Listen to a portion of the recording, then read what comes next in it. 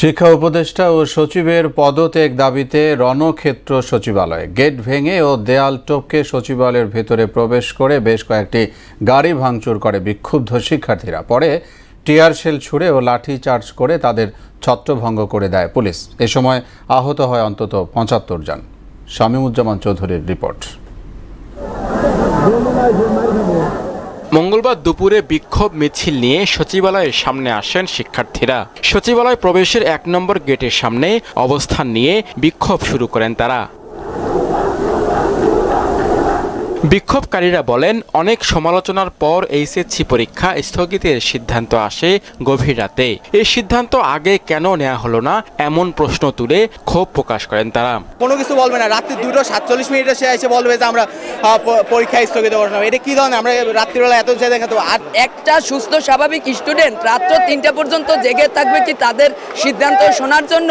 বিক্ষোভের এক পর্যায়ে প্রধান ফটক টপকে শিক্ষার্থীরা সচিবালয়ে ঢুকে পড়েন। এলজিআরডি ও স্বরাষ্ট্র মন্ত্রণালয়ের সামনে বেশ কিছু গাড়ি ভাঙচুর করেন। এরপর পুলিশ ও সেনাবাহিনী শিক্ষার্থীদের বাধা দেওয়ার চেষ্টা করে, কিন্তু শত শত শিক্ষার্থী সচিবালয়ে ঢুকে পড়েন। এক পর্যায়ে শিক্ষার্থীদের ওপর লাঠিচার্জ ও সাউন্ড গ্রেনেড ছড়ে আইন শৃঙ্খলা বাহিনী। হঠাৎ করেই দেখলাম যে তারা গেটটা ভাঙলো, ভেঙে তারা আসলো, এসে গাড়িগুলো ভাঙচুর করলো। আগামীকাল থেকে অবশ্যই আরো নিরাপত্তা জোরদার করবেন, না হলে আমরা কি আসলে অফিস করতে পারবো কি পারবো না, জীবনে যেতে পারবো কি পারবো না। এই ঘটনায় অন্তত ৭৫ জন আহত হয়। আহতদের মধ্যে নারী শিক্ষার্থীও রয়েছেন। পুলিশ বলছে, পরিস্থিতি নিয়ন্ত্রণে শেষ মুহূর্তে কঠোর হন তারা। আমরা পুলিশ সবসময় সর্বোচ্চ ধৈর্যের পরীক্ষা প্রদর্শন করি।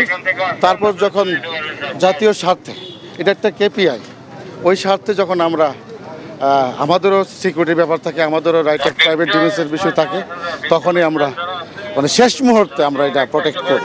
এদিকে শিক্ষা মন্ত্রণালয়ের মাধ্যমিক ও উচ্চশিক্ষা বিভাগের জ্যেষ্ঠ সচিব সিদ্দিক জুবায়েরকে প্রত্যাহার করা হয়েছে। শামীমুজ্জামান চৌধুরী, মোহনা সংবাদ, ঢাকা।